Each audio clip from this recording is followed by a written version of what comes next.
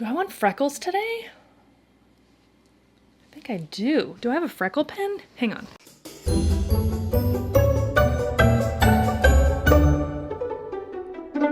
Hi guys, welcome back to another episode of Crue Trime. Crue Trime. Crue Trime time. Crue Trime time. It is Crue Trime time. That doesn't really work, does it?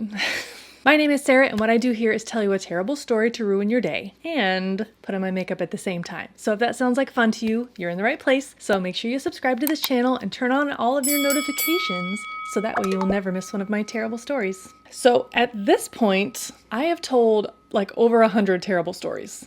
And on more than one occasion, I have said that I'm going to need to follow up, make an update. So that's what we're doing today. So I've combed through the Crue Trime playlist and I picked out some stories that have had some major updates, minor updates, some kind of resolution, or information that just wasn't available at the time that I made the original video. I will make sure to link each of the original videos for the stories that I'm going to talk about today, so they'll be down in the description box. So if you haven't seen any of those cases, maybe watch the video first. I don't know.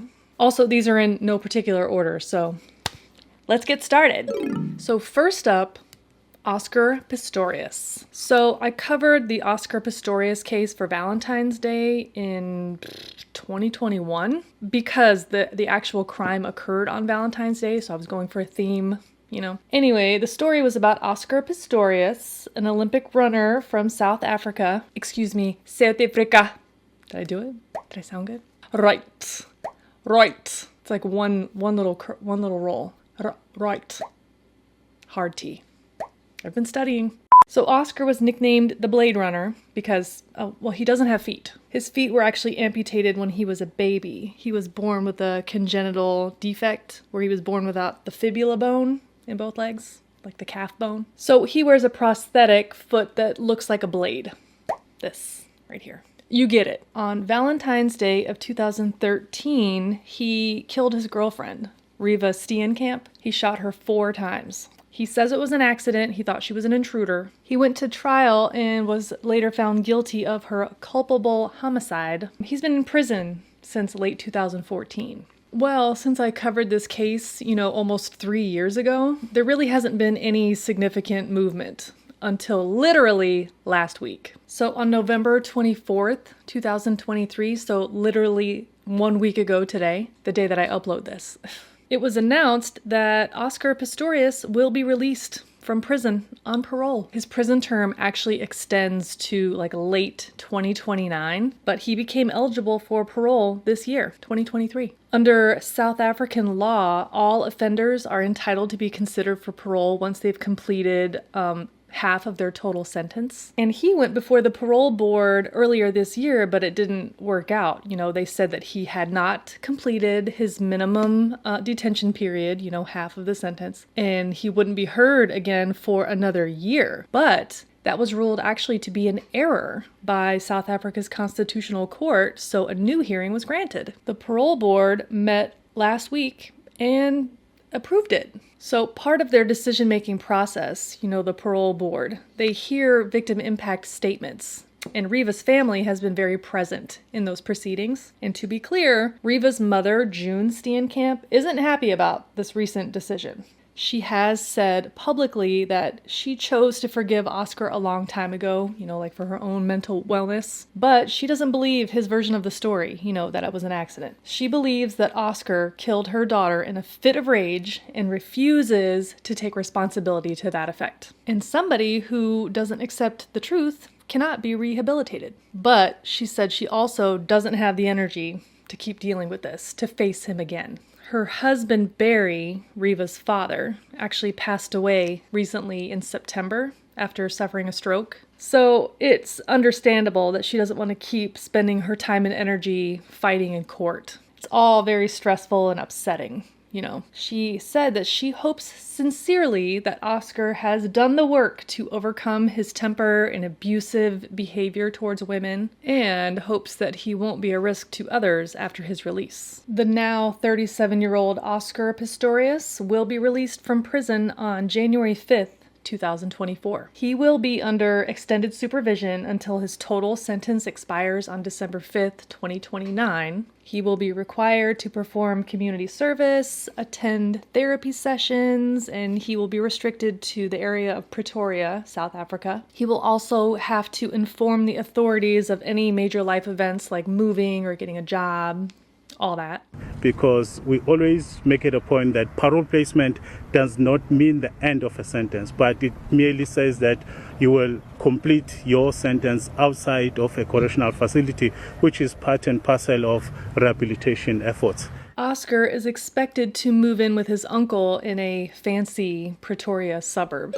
Next up, in the Nohema Graber story. So this is one that I covered pretty recently, just a couple months ago. To recap the story, Spanish teacher and all-around lovely human being, Nohema Graber, was brutally murdered by her own two students, Chaden Miller and Jeremy Goodale. Chaden had gotten a bad grade in Mrs. Graber's class and was mad about it, and he convinced his stupid friend Jeremy to help him kill her. The two shitheads stalked her and followed her out to a nearby park where she took her afternoon walks, and they beat her to death with a baseball bat. Then they clumsily tried to conceal her body. They were caught immediately. Well, at the time that I covered the case, only Chaden had been sentenced. He received life in prison with a minimum of 35 years before being eligible for parole. The judge in the case did not like him. He was not buying any of his bullshit. Not that likability is really important, especially when you're a murderer, but the kid was not likable, like at all. Anyways, the accomplice, Jeremy Goodale, his sentencing hearing was delayed because of a scheduling conflict with a psychiatrist that was set to testify at the hearing. The hearing finally happened earlier this month, November 2023. Remember, both of these shithead teenagers entered plea agreements, so there was no trial, there was no cross-examination, none of that fun stuff. Fun stuff. Well, in Jeremy's original guilty plea, he admitted to hitting Nohema only once, and only after Chaden Miller struck her first, and more times. Some new information was revealed during the testimony of the sentencing hearing. Turns out that after the initial attack on Nohema, Jeremy heard her breathing and struck her 5 times, delivering what could be considered the killing blow. I mean, I think we kind of already knew that, but anyway. Well, Jeremy's father testified that his divorce from Jeremy's mother negatively impacted his 5 children, including Jeremy. He also said that the pandemic, essentially fucked him up. He struggled with online learning and social isolation. The psychiatrist I mentioned testified that Jeremy was less functionally mature than other 16-year-olds, and that his mental health impacted his decision-making. Nohema's family also provided victim impact statements, and they pointed out that Jeremy could have walked away at any time. He has to live the rest of his life knowing that he could have stopped what happened. Nohema's son, Christian, told Jeremy that he knows that his mother would want the best for him and hoped that he would move forward and redeem himself. Well, Jeremy Goodale made what appeared to be a pretty sincere apology in court, and he took responsibility for his actions. 2 years ago, I made the worst decision of my life, and I take full responsibility for what I did. And today, as a young man, I can begin to pay for that. I know that my words will never be enough, but to Miss Graber and all her family, I'm truly sorry. Now, I'm not saying that this kid is absolved of anything by, making a decent apology, but it was so intense, he got a nosebleed. The judge, Sean Showers, spoke about all the considerations to be made, Jeremy's age, maturity, upbringing, family impact, and the severity and brutality of the crime. In his remarks, he threw major shade at Chaden Miller.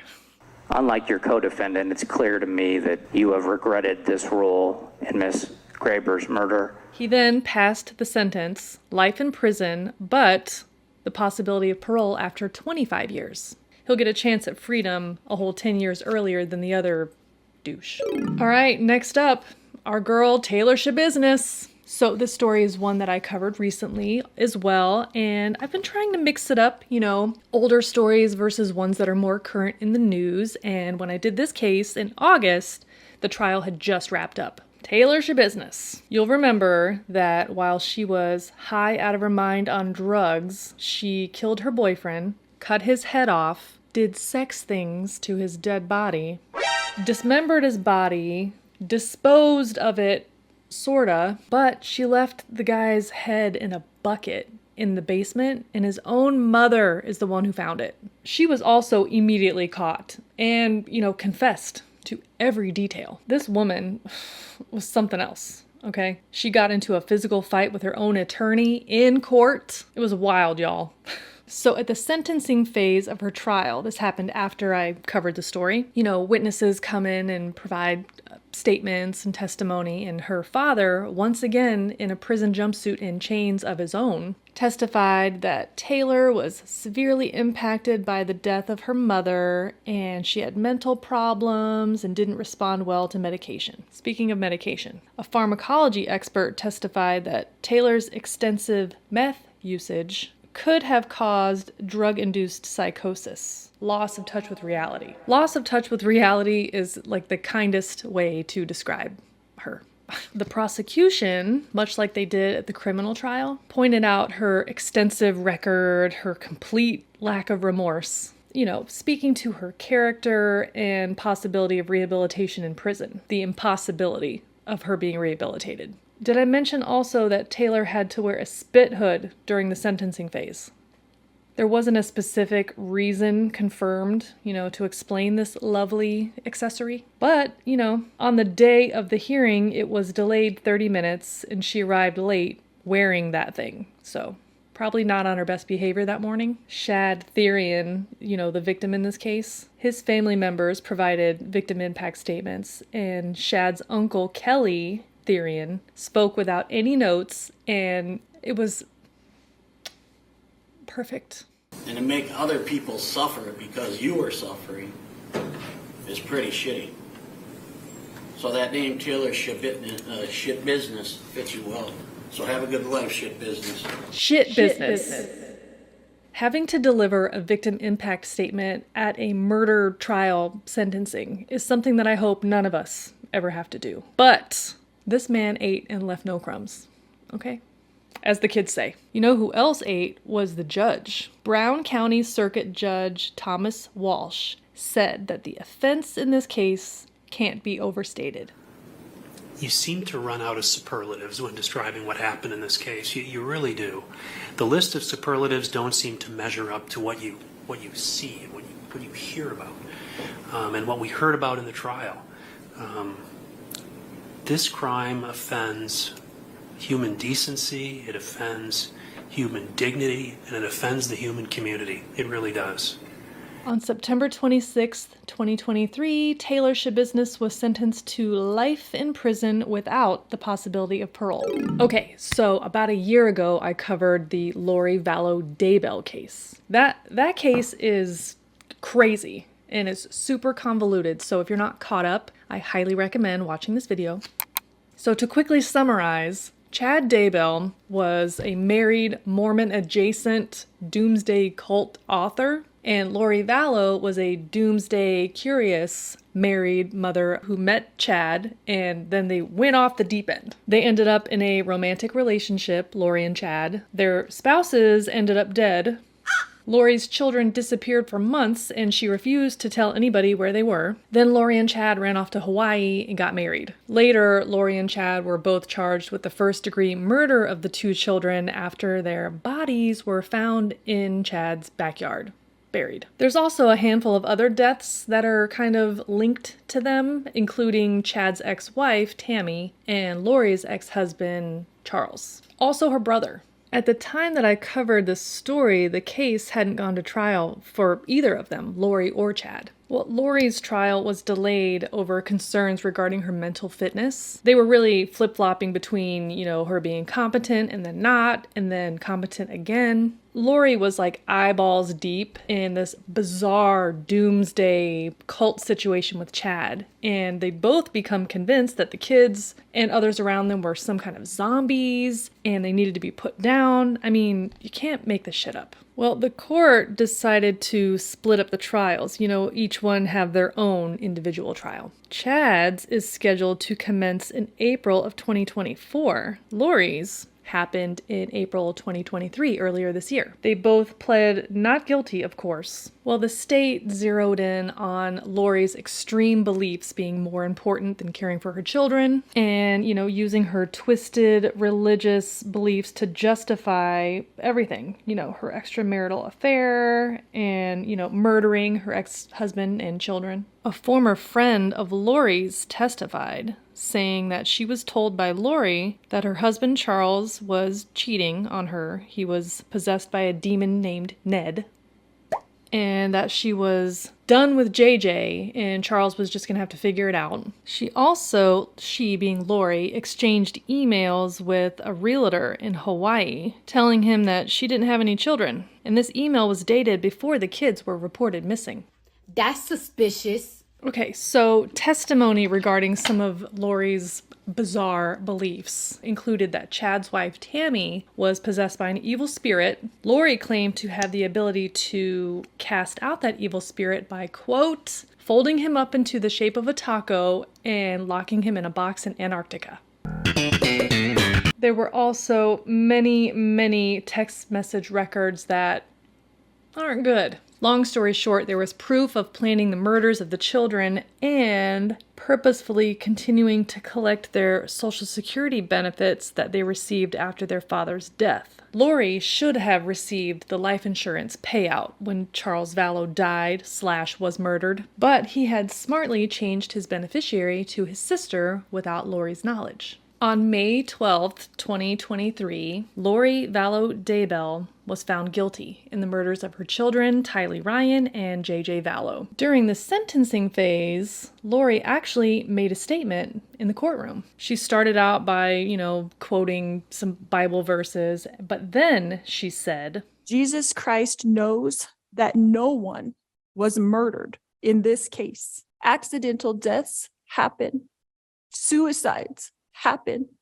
Fatal side effects from medications happen. I have a different perspective in life because in 2002, when I was pregnant with Tylee, I died in the hospital. Because of this experience, I have access to heaven and the spirit world. Since then, I have had many communications from people now living in heaven, including my children, Tylee Ashlyn and Joshua Jackson.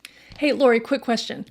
Are you fucking kidding me? On July 31st, 2023, Lori was sentenced to the maximum penalty, life without the possibility of parole. And she also received another 10-year sentence for grand theft in the matter of the Social Security benefit fraud. Judge Stephen Boyce said, quote, "You had so many other options. You could have gotten divorced. You could have found someone else to take care of those kids. You justified all of this by going down a bizarre religious rabbit hole, and clearly you are still down there." Jesus Christ. Lori is actually set to stand trial again, this time in Arizona, on charges for conspiracy to commit murder in the deaths of the children and in the death of Chad Daybell's wife, Tammy, and another Social Security fraud charge, TBD. We'll just add that to the list for another update video. And that brings us to the last update that I have today. And this one is from a story that I covered back in March of this year. It was all over the news and you guys were as interested in it as I was. This is Alexander Murdaugh. Let me start with the pronunciation of his name. So I got a little bit of heat from people letting me know that I was saying it wrong. It's Murdaugh. It's Alex Murdaugh. Baby, I was just repeating how I heard him say his own name, okay? I'm Alex Murdaugh, Murdaugh. Good morning. Take it up with Alec. So after a truly wild 6-week trial that began in January of 2023, Alex Murdaugh was found guilty of first-degree murder in the 2021 shooting deaths of his wife, Maggie, and son, Paul. The shooting, some say, was meant to eliminate the legal trouble that was caused by the wrongful death suit resulting from Paul's deadly boating accident from 2019. Others say that it also could have been a distraction from, the long-time millions of dollars worth of financial crimes that Alex was about to get busted on. Either way, the immaculate image of this Murdaugh legal family dynasty was going down in fiery flames, and Alex was scrambling. Well, since the conviction in the immediate sentencing, Alex immediately filed a notice of appeal of that decision. We all saw that coming. He later filed a motion seeking a new trial. He alleged, his attorneys alleged, that they have uncovered evidence of jury tampering, which, I find that so rich considering how fucking corrupt Alex Murdaugh and his, crony buddies all were. But anyway, at any rate, after the defense asked for a new judge, the adorable and absolutely above reproach Judge Newman, a dozen eggs, recused himself from any further proceedings related to the murder case. Fine, get a new judge, see if we care. Well, you guys remember the housekeeper, Gloria Satterfield, the one that fell down the stairs of the Moselle home and then later died? Alex said that Gloria told him that the dogs tripped her. Then he told her children to sue him because his insurance would pay out a hefty sum. And it did. $4 million, which he promptly stole. So once that information came out, the insurance company sued Alex to recover the money, the payout. But shortly after the murder trial, Alex revealed that he invented the critical facts surrounding the accident, specifically the story about the dogs causing the fall on his property. And the only other witnesses to the accident, Maggie and Paul, were dead because he murdered them. Well, since this dog-tripping story was a lie, #JusticeForBubba, the entire claim is fraudulent, and Alex's attorney suggested that the insurance company should sue the Satterfields to recover the money. So they pointed out that the Satterfields had won a $7 million total judgment against Alex and his shithead accomplices in 2022. This was a lawsuit that they filed once they learned that he had stolen that insurance money from them. So essentially, Alex was saying that he gave them the money he stole. So if the insurance wants to recover that money, that's where it is. The math ain't mathin', my dude. And speaking of financial crimes, I didn't go into every single one of them in my original video. There's way too many. There's literally 101. But I did predict that Alex would likely enter plea agreements instead of going to a bazillion separate trials. And I was right. So far, he has pled guilty to 22 federal counts of financial crimes, including conspiracy to commit wire fraud, bank fraud, and money laundering. He hasn't been sentenced just yet, but it's all kind of moot because he's currently serving 2 life sentences without parole. But the penalties for these crimes include some pretty substantial fines, and we know there's got to be money hidden somewhere. These proceedings also give the victims of the crimes the opportunity to be heard in court, which is very important. There's also another round of charges on the state level, but we can guess that it's probably going to mirror what's happened for the federal crimes. Either way, that part of the case is still unfolding, so we'll have to do an update to an update. TBD. Also, when Alex was discussing his plea agreement with the judge, he cried, claiming that he was doing it so that his son Buster could see him take responsibility for his actions.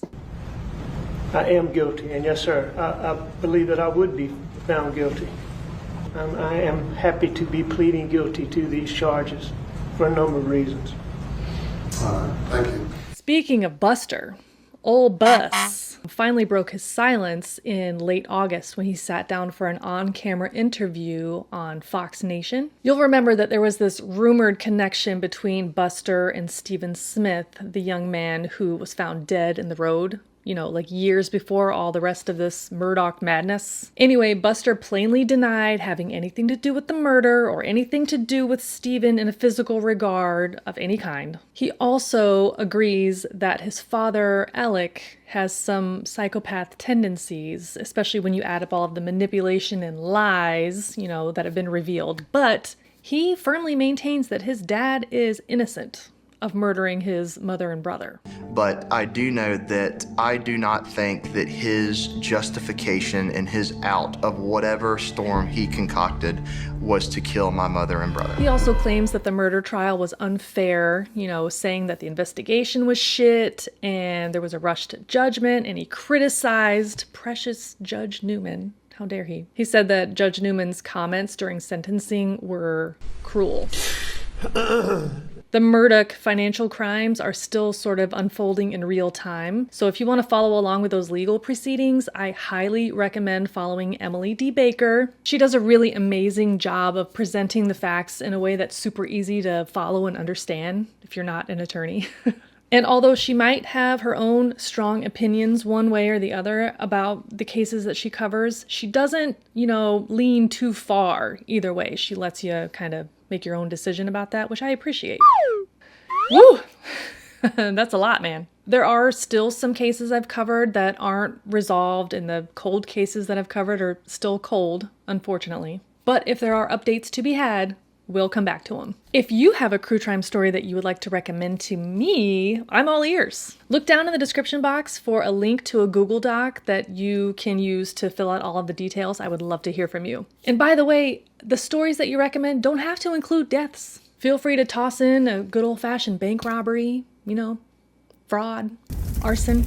I feel like we need to expose another Sylvia Browne type of a character, you know? What do you guys think? Let me know in the comments. Okay, I know I didn't really talk about it, but if you want to know any of the makeup that I used in today's look, just look down in the description box because everything that's available will be linked. If something's not available, I will find something very similar. Thank you so much for hanging out today and for watching this video. I really appreciate it. If you want to see more videos like this one, then consider subscribing to this channel before you leave today. I upload new videos here on YouTube every week, and you can follow me on all of the other socials. That is it for now. I will catch you next time in the next video. Bye!